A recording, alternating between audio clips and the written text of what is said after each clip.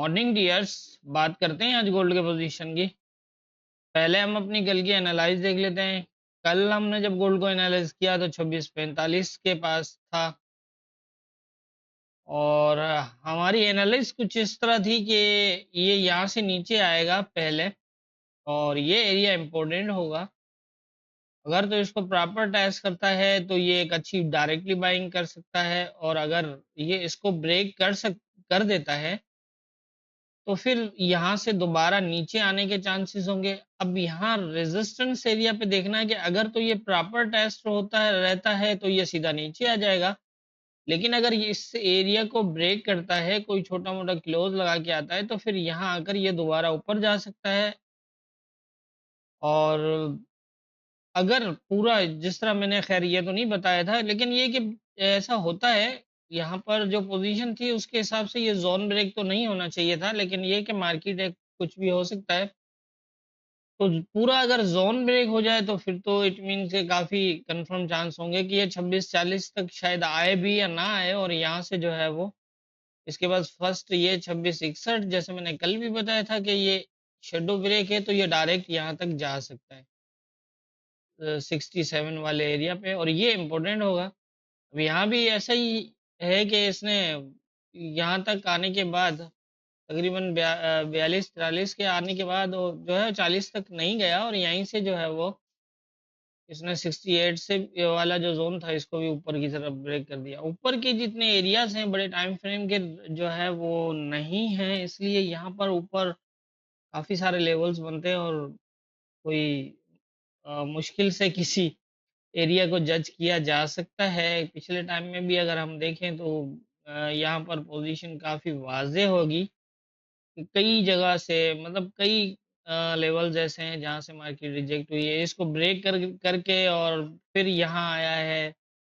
ये भी इसको ब्रेक करके यहाँ आया है, इससे भी नीचे गया है, और ये यहाँ से रिजेक्ट हुआ है। तो ऐसे के अंदर ऊपर ये यहाँ से रिजेक्ट हुआ। होता ये है कि मार्केट प्रॉपर रेजिस्टेंस एरियाज वहां फॉलो करती है जहां बड़े टाइम फ्रेम के लेवल हो, छोटे टाइम फ्रेम के लेवल कभी भी मार्केट जो है वो फॉलो नहीं करती। हाँ, ये अलग बात होती है कोई एक बार हो जाए, लेकिन प्रॉपर नहीं फॉलो करती, जबकि बड़े टाइम फ्रेम के एरियाज को बिल्कुल अगर उसको ब्रेक करती है मार्केट तो उसको बिल्कुल उसका जो है वो पूरा रिटेस्ट भी होता है, और उसी तरह से फिर वो एनी हाउ ऊपर जो है वो सेकंड रेजिस्टेंस तक जाती है। अब यहाँ पर मेजर रेजिस्टेंस एरिया 2651 से 55 है, और जो सपोर्ट एरिया बनता है वो बनता है तकरीबन ये वाला 25 तक। तो ये दो एरिया ही हैं इस पूरे, मतलब 2600 से ऊपर, 2600 से लेकर 2600 से ऊपर का जो एरिया है उसमें मेजर एरिया 2625 है सपोर्ट के लिए, और रेजिस्टेंस एरिया 2651 से 55 का है। इसके अलावा कोई बड़े टाइम फ्रेम का कोई लेवल नहीं है। बाकी जितने भी लेवल हैं ये छोटे टाइम फ्रेम के हैं, इसलिए मार्केट इनको कभी फॉलो करती है कभी नहीं करती, कभी ऊपर ब्रेक करती है फिर भी नीचे चली जाती है मार्केट, और कभी ऐसा भी होता है कि टेस्ट करके भी जो है वो थोड़ा सा नीचे आके फिर दोबारा ब्रेक कर देती है। ये छोटे टाइम फ्रेम के लेवल्स की वजह से ऐसा है। कल मैंने जैसे बताया था कि हमारी जितनी भी एनालाइज होंगी उसके अंदर एक जो है वो यूं समझ लें कि एक सिग्नल होगा, एक एक ट्रेड का सिग्नल होगा आपके सामने। यहाँ पर मैंने क्लियर बताया था कि यहाँ पर जो पोजीशन है उसके हिसाब से ये नीचे आके यहाँ से बुलिश होगा, और यहाँ से अगर बुलिश होता है तो 40 से 51 110 पिप की ट्रेड थी आपके पास। और ये आप लाइन को देखें और मार्केट की मूवमेंट को देखें। ठीक है, ये जो भी यहाँ हुआ, ऊपर गया नीचे आया या यहाँ से नीचे आया वो एक अलग है। यही एक आपके पास 110 पिप की ट्रेड थी, कंफर्म थी। आपके पास एसएल जो है वो 35 जो लेवल है तो 34 का एसएल लग रहा था, और मार्केट नीचे 38 तक भी आई है। लेकिन ये कि अगर आप इसके ऊपर M15 का क्लोज 40-41 से भी अगर बाय करते हैं तो 50 की टीपी बनती है, 100 पिप की जो है वो टीपी आपके पास, और 50-60 पिप की एसएल है। तो ये मेरे हिसाब से ये एक कंफर्म कल जो थी, जो मैंने क्लियर कहा था कि इससे नीचे जाने का मैंने बताया ही नहीं था। यही कहा था कि ये इस एरिया से स्टे करेगा क्योंकि इस लेवल पे ऐसी पोजीशन थी। तो ये थी हमारी कल की एनालिसिस और मार्केट की मूवमेंट। अब देख लेते हैं आज के इम्पोर्टेंट एरियाज क्या होंगे। आज के इम्पोर्टेंट एरियाज की अगर हम बात करें तो यहाँ पर अब पोजीशन कुछ इस तरह है, जैसे मैंने पहले बताया कि ऊपर कोई बड़े टाइम फ्रेम के रेजिस्टेंस एरियाज नहीं है, इसी तरह से नीचे की पोजीशन भी ऐसा ही है। अब यहाँ पर इम्पोर्टेंट तो अपसाइड यही रहेगा, 70 से 72 है, फिर 77 है, क्योंकि ये करीब करीब सारे लेवल आ रहे हैं। ये एक पॉइंट है। मैंने ये ऊपर इस तरह से पॉइंट देने का मेरा जो असल मकसद है वो ये है कि मार्केट नीचे अभी प्रॉपर किसी सपोर्ट पे नहीं है, तो कहीं से भी जो है वो मार्केट फास्ट गिर सकती है। तो ऊपर की पोजीशन अगर देखें, ये भी एक रेजिस्टेंस एरिया, ये भी रेजिस्टेंस है, यहाँ से भी मार्केट जो है वो नीचे आई है, यहाँ से भी आई है, यहाँ से भी आई है। तो इनमें से किसी एरिया को भी फॉलो कर सकती है। अब यहाँ पर पोजीशन देखें तो एक सेल और दो बुलिश और फिर तीन सेल, तो मतलब इतना वो नहीं लग रहा कि ये लंबी कोई सेलिंग करे। हाँ, ये जरूर है कि ये नीचे से सपोर्ट लेके दोबारा अपसाइड आ सकता है, लेकिन ये सारी मूवमेंट कर रहा है इस की वजह से। इस एरिया में चार जो है वो M15 के सेल कैंडल क्लोज थे, तो इसके बेस पे इसको आना तो नीचे पड़ेगा, लेकिन ये जिस तरह नीचे आ रहा है इस हिसाब से यही लग रहा है कि ये 55 या फिर 48 वाले एरिया से सपोर्ट बना सकता है और ये दोबारा सेम एरिया तक जा सकता है। अब यहाँ पर बीच के जो रेजिस्टेंस एरिया थे सारे ब्रेक हो चुके हैं। हकीकत अगर मार्केट को हम डीपली तौर पर देखें तो बड़े टाइम फ्रेम को देखें तो वो एक सपोर्ट पर प्रॉपर सपोर्ट पे मौजूद है, लेकिन छोटा टाइम फ्रेम जो है वो कोई सपोर्ट नहीं ले रहा।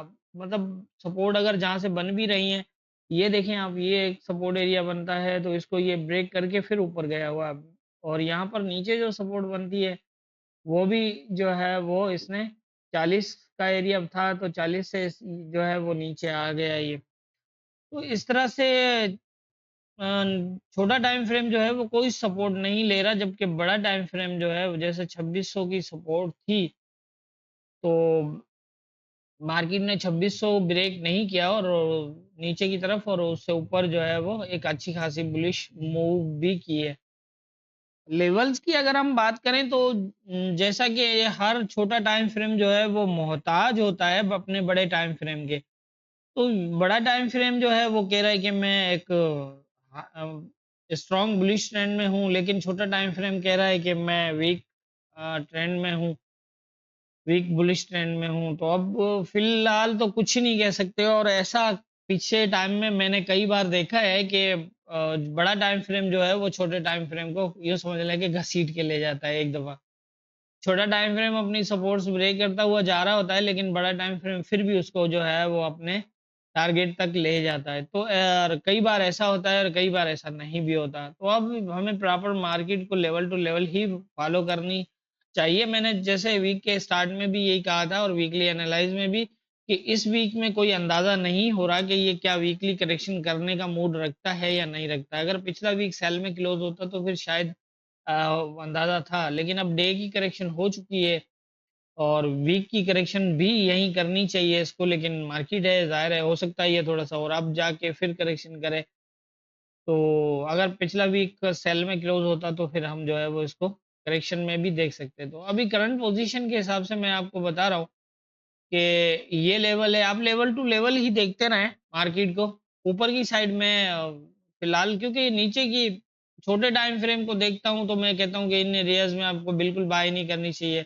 लेकिन अगर बड़े टाइम फ्रेम को देखते हैं तो वो कहता है कि मतलब बाय भी हो सकता हूँ, ये जो ऑल टाइम हाई है ये भी ब्रेक कर सकता हूँ। तो ये है कि आप लेवल टू लेवल ही मार्केट को फॉलो करेंगे तो ज़्यादा बेहतर है। पॉसिबल लग रहा है कि यहाँ से जो है वो ये इस तरह हो और ये एरिया इसने जो है वो ऊपर भी ब्रेक किया था, नीचे भी ब्रेक किया है। हो सकता है कि ये यहाँ तक आ जाए, ये इम्पोर्टेंट रहेगा। अगर ये सपोर्ट बनती है तो ये दोबारा सेम एरिया तक जा सकता है। मुझे तो यही पोजीशन लगती है। और इस एरिया को अगर इस यहाँ से ये पोजीशन लेता है तो फिर शायद ये इसको भी ब्रेक कर 77 और इस यहाँ तक भी जा सकता है। अगर ये नीचे से होके आता है तो। और यहाँ से मुझे लग रहा है कि शायद ये जो है वो रिजेक्ट हो। लेकिन ये कि अगर इस एरिया से नीचे जो है वो कोई क्लोज लगता है, ये फास्ट नीचे आ जाता है, तो फिर सेम एरिया होगा। यही इम्पोर्टेंट जो है वो 25 ही रहेगा नीचे का। देखें ये भी सपोर्ट ब्रेक है, ये भी जो है वो ऊपर और नीचे ब्रेक है। तो यहाँ की पोजीशन जो है वो कुछ ऐसी ही बनी हुई है। मैं कुछ कह नहीं सकता कि क्या कर सकता है, लेकिन मैंने आपको वाज़े तौर पे बता दिया। कभी-कभी छोटे टाइम फ्रेम, बड़े टाइम फ्रेम सारे जो है वो एक अपने ट्रेंड में चल रहे होते हैं। मतलब बुलिश ट्रेंड है तो छोटा टाइम फ्रेम भी बुलिश ट्रेंड शो कर रहा होता है और बड़ा भी। लेकिन एक वक़्त ऐसा आता है मार्केट का जहाँ से रिवर्सल बनते हैं या फिर करेक्शन एरियाज़ आ जाते हैं, तो वहाँ फिर ये सारा जो है वो कन्फ्यूजन डाल देती है मार्केट, जहाँ पर बड़ा टाइम फ्रेम कह रहा होता है कि मैं बुलिश ट्रेंड में हूँ, और छोटा टाइम फ्रेम कह रहा होता है कि मैं वीक बुलिश ट्रेंड, या फिर मेरा कहीं से भी रिवर्सल लग सकता है, मैं सेल हो सकता हूँ। तो ऐसी पोज़ीशन में मूव कर रहा होता है और वो बड़ा डेंजरस होता है। जैसे आपने देखा होगा कि मार्केट कहीं से अचानक से जो है वो एक बड़ी मूव के साथ गिर जाती है। जैसे देखा होगा 800 पे 500 पे जो है वो एकदम जो है वो गिर जाती है। तो ये सारा कुछ ऐसा ही होता है, ये रास्ते क्लियर होते हैं। और अब अगर मुझसे पूछते हैं ना, तो इसको 25 तक, यहाँ तक कोई रोक नहीं सकता। ये इसको वन शॉट भी आ जाए ना, तो इसको मार्केट को कोई नहीं रोक सकता। क्योंकि इसने कोई सपोर्ट नहीं रखी हुई है कि जहाँ ये 5 मिनट भी रुक के और अपना रीटेस्ट करे। ऐसा ही मतलब और ऐसी मूवमेंट के अंदर ही इतनी बड़ी फास्ट मूव्स लगती है। तो इसलिए मैं यही कहूँगा कि आप पूरी तौर पर एहतियात करें और उसी पोजीशन के साथ जो है वो मार्केट के साथ बैठे हैं। अगर ये इस एरिया को भी ब्रेक कर देता है, तो फिर इस एरिया को देख लीजिएगा, इस एरिया को देख लीजिएगा। यहाँ से मेरा ख़्याल है कि इसको फिर दोबारा आना चाहिए। फिर सपोर्ट देखें, ये माइनर है, ये मेजर बनती है। अब इन दोनों में से किसी सपोर्ट को भी ले सकता है। ये इसको भी ले सकता है और इसको भी ले सकता है। मैंने नीचे की इसलिए जो सपोर्ट की बात की 48 की, कि ये काफ़ी इम्पोर्टेंट सपोर्ट है। तो इस तरह भी हो सकता है अभी। तो मेरे ख्याल से आज की जो पोज़ीशन है, क्योंकि आज कोई न्यूज़ तो है नहीं, लेकिन गोल्ड को न्यूज़ की ज़रूरत भी नहीं है। आपको पता है कि इसको तो न्यूज़ की ज़रूरत नहीं है, ये कभी भी एक फ़ास्ट मूव कर सकता है। तो आप लेवल टू लेवल मार्केट को देखें, इस तरह की पोज़ीशन ऊपर के एरियाज़ में बाय ना करें तो ज़्यादा बेहतर है। जा सकता है बड़ा टाइम फ्रेम तो इसको 26-96 तक भी ले जा सकता है। और इससे ऊपर भी 2700 तक भी मतलब ऊपर अगर इससे लगाएँ तो आप 2700 तक देख सकते हैं इसको। 2700 यहाँ तक। और इससे ऊपर भी अगर देखेंगे तो फिर 2711 का एरिया बनेगा, और उससे ऊपर जो है वो 20 का। तो इस तरह की पोज़ीशन है। बड़ा टाइम फ्रेम इसको यहाँ तक भी ले जा सकता है, लेकिन छोटा टाइम फ्रेम कह रहा है कि मुझ में हिम्मत बहुत कम है, मैं ये इसको ब्रेक कर लूँ, मेरे लिए वही बहुत है। लेकिन मार्केट है, कुछ कह नहीं सकता। मैंने बता दिया आपको, पोज़ीशंस बता दिए, और आप लेवल टू लेवल मार्केट को फ़ॉलो करते रहिएगा। उसी हिसाब से अपनी ट्रेड करिएगा और कोई वन साइडेड ज़हन मत बनाइएगा। बस मेरा मशवरा ये है कि इन ऊपर्स के एरियाज़ में बाय ना करिएगा, क्योंकि ये नीचे की जो पोज़ीशन है, अब ये नहीं पता कि ये यहाँ से गिरेगा, यहाँ से गिरेगा, यहाँ से गिरेगा, या फिर यहाँ से, या फिर इससे ऊपर से। लेकिन जहाँ से भी गिरेगा ना, तो फिर जो है वो बहुत बुरी तरह गिरेगा। तो देखते हैं अब ये क्या करता है। क्या ये डे के लेवल्स फॉलो करता है, मतलब जो डे की पोजीशन है उसको फॉलो करता है, तो उसके हिसाब से इसको बुलिश होना चाहिए। अगर वीक की पोजीशन को अगर ये फॉलो करे, तो फिर इसको प्रीवियस हाई नहीं ब्रेक करना चाहिए, और छोटे टाइम फ्रेम की पोजीशन को फॉलो करे तो फिर भी इसको हाई ब्रेक नहीं करना चाहिए। ऐसा देखते हैं क्या करता है। आप लेवल टू लेवल जज करते रहिए इजीली। जैसा ही मार्केट आती है लेवल्स को अगर ब्रेक कर देती है ना, रेजिस्टेंस एरिया को, तो फिर सेल ना करें।